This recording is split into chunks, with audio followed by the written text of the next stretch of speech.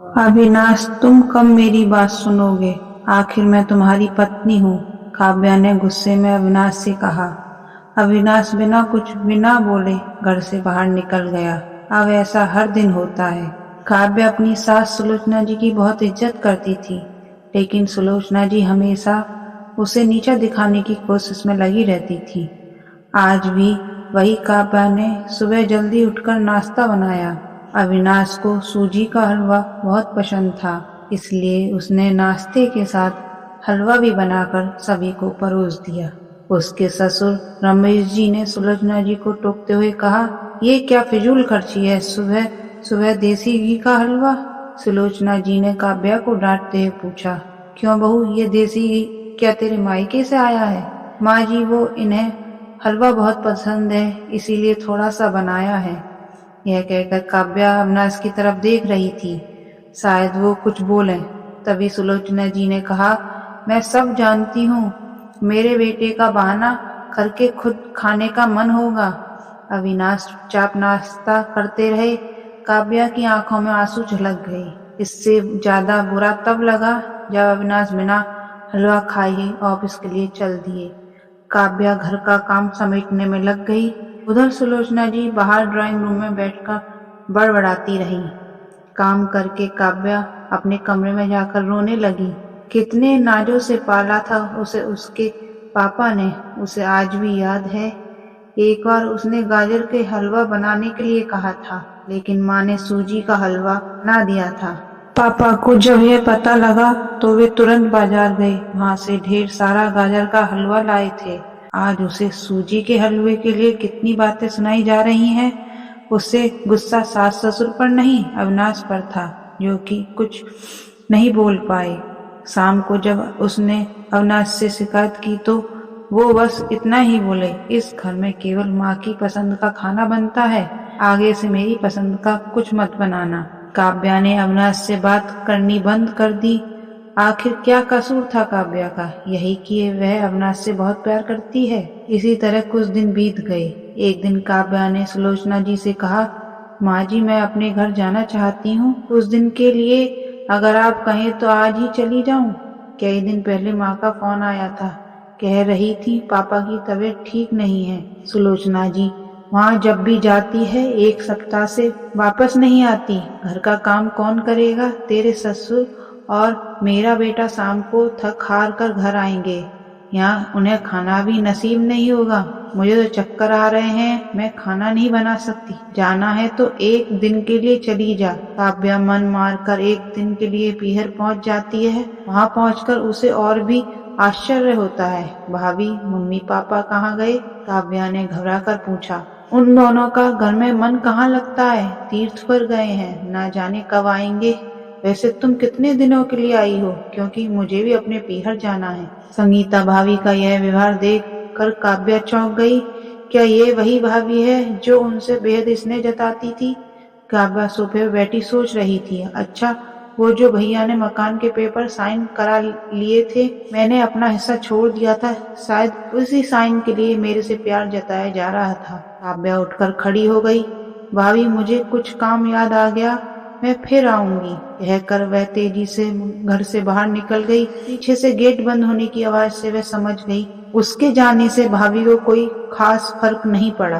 भारी कदमों से चलते हुए वह मंदिर पहुंच गई, क्योंकि शाम से पहले यदि ससुराल जाती तो सुलोचना जी उससे कई सवाल करती। मंदिर में जाकर उसने भगवान के दर्शन किए। बस ना कुछ मांगा ना कुछ बोला, भगवान के चरणों में शीश नवाकर वह बाहर आकर बैठ गई। तभी सामने के पेड़ के नीचे उसे अपने माता पिता बैठे दिखाई दिए। काव्या भागकर उनके पास पहुंची। काव्या को देखकर उसकी माँ रोने लगी। बेटी, तू यहाँ कैसे? पापा ने पूछा। वो छोड़िए, ये बताइए आप यहाँ कैसे? आप तो तीर्थ यात्रा पर गए थे। काव्या के सब्र का बांध टूट गया। उसकी आंखों से आंसू बह रहे थे। बेटी, तेरी भाभी ने तुझसे झूठ बोला है। बिजनेस में पैसा लगाने के लिए तेरे भैया ने मकान अपने नाम करा लिया। मकान के कागज गिरवी रखकर साहूकार से कर्ज ले लिया। उसके बाद हम बोझ बन गए, हमें घर से निकाल दिया। पापा, अब क्या होगा? काव्या ने रोते हुए पूछा। बेटी, तू चिंता मत कर, हम वही वृद्धा आश्रम में चले जाएंगे, तू अपनी ससुराल जा। वहाँ किसी को यह बात मत बताना। अपने माँ बाप को इस हाल में देखकर वह उन्हें अपने साथ ले जाना चाहती थी, लेकिन जहाँ उसकी कद्र नहीं, वहाँ माँ बाप की क्या इज्जत होती। भारी मन से काव्या ससुराल की ओर चल दी। आज उसे अपनी लड़की होने पर अफसोस हो रहा है। काश वो अपने माता पिता के लिए कुछ कर पाती।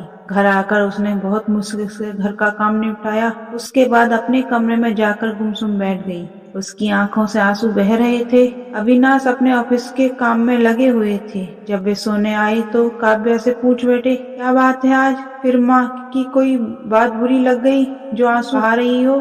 काव्या अपने आप को रोक नहीं पाई। उसने रो रो कर सारी बात अविनाश को बता दी। क्या माँ पिताजी को यहाँ ले आए? वे इस उम्र में कहाँ जाएंगे? अविनाश ने कोई जवाब नहीं दिया और करवट लेकर सो गए। इस बात से काव्या को बहुत गुस्सा आया।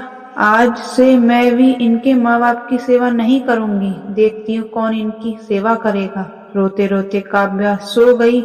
2-3 दिन बीत जाने पर उसकी चिंता बढ़ती जा रही थी। एक दिन वह सब्जी लेने के बहाने उसी मंदिर में पहुंची, लेकिन उसके माता पिता वहां नहीं थे। पंडित जी, यहाँ मेरे माता पिता उस पेड़ के नीचे बैठे थे। कई दिन से उनका कुछ पता है? तुम्हारा नाम काव्या है क्या? पंडित जी के मुंह से अपना नाम सुनकर काव्या ने पूछा। जी हाँ, लेकिन आपको कैसे पता? तुम्हारे माता पिता ने यह पता दिया था और कहा था वे अब यहाँ रहते हैं। काव्या ने पता देखा, वह यहाँ से कुछ दूर का था। काव्या ने मंदिर के बाहर निकलकर ऑटो रिक्शा किया और उस पते पर पहुंच गई। दरवाजा खटखटाया तो एक लड़की निकल कर आई। यहाँ का पता मुझे पंडित जी ने दिया है, काव्या बोली। आप काव्या दीदी हो? अंदर आ जाओ। काव्या को कुछ समझ नहीं आया। वह अंदर गई तो देखा उसके माता पिता सोफे पर बैठे थे। काव्या उन्हें देखकर रोने लगी। बेटी, अब क्यों रो रही है? तेरे कारण हमें यह मकान मिल गया। काव्या आश्चर्य से उनका चेहरा देखने लगी। लेकिन माँ, आप यहाँ कैसे? और ये लड़की कौन है? तो उसकी माँ ने कहा, बेटी तुझे याद है तेरी शादी के बाद तेरी सास ने 4 लाख की डिमांड की थी। दामाद जी को बिजनेस खोलना था, इसीलिए तेरे पिता ने उनकी डिमांड पूरी कर दी थी, जिससे कि तू सुखी रहे। जब तू हमसे मिलकर गई उसके अगले दिन दामाद जी आए। उन्होंने तेरे पापा के पैसे लौटा दिए, क्योंकि उन्होंने कोई बिजनेस शुरू नहीं किया था। तेरे पापा ने मना भी किया, लेकिन वे नहीं माने। उसके बाद उन्होंने प्रॉपर्टी डीलर से मिलकर 2 दिन में यह मकान खरीद दिया। साथ ही 5 लाख रुपए बच गए। इससे उन्होंने ये लड़की नौकरी पर रखवा दी जो हमारी केयर करेगी। लेकिन माँ, उन्होंने मुझे तो कुछ नहीं बताया। काव्या की आंखों से आंसू बह रहे थे। वह रोते हुए वहां से अपने घर आ गई। घर आकर वह सोच रही थी, अविनाश ने कभी उसके लिए आवाज नहीं उठाई, लेकिन मेरे माता पिता के लिए इतना कर दिया जो कि कोई सगा बेटा भी नहीं कर सकता। रात को उसने अविनाश से पूछा, आपने ऐसा क्यों किया? अगर माँ जी को पता लग गया तो क्या होगा? अविनाश का जवाब सुनकर काव्या रोने लगी। अविनाश ने कहा, जैसे तुम्हारे लिए ये माता पिता हैं, वैसे ही मेरे लिए भी वो माता पिता हैं। मैंने पैसे लेते समय ही सोच लिया था कि एक दिन ब्याज के साथ सारे पैसे लौटा दूंगा, लेकिन जब बिजनेस शुरू नहीं हो पाया तो मैं इन पैसों को अपने पास रखकर सही समय आने का इंतजार कर रहा था। अगर मैं तुम्हारे माता पिता को अपने घर ले आता तो उनका आत्मसम्मान हर दिन उन्हें धिक्कारता। बेटी के घर वे रहना पसंद नहीं करते, वे अपमानित न हो, इसलिए मैंने ये सब किया। अविनाश, मुझे माफ कर दो। आज तक मैं गलत समझती रही। तभी पीछे खड़ी सुलोचना जी बोली, बेटी वह पैसा हमने उधार लिया था, वह तुम्हारे पिता की अमानत थी। मैंने और अविनाश ने पहले ही फैसला किया था कि ब्याज के साथ तुम्हारे पैसे लौटा दें। चल अब सो जा, सुबह नाश्ता टाइम पर नहीं बना तो अच्छा नहीं होगा। उनकी बात सुनकर काव्या, अविनाश और सुलोचना जी जोर से हंसने लगे।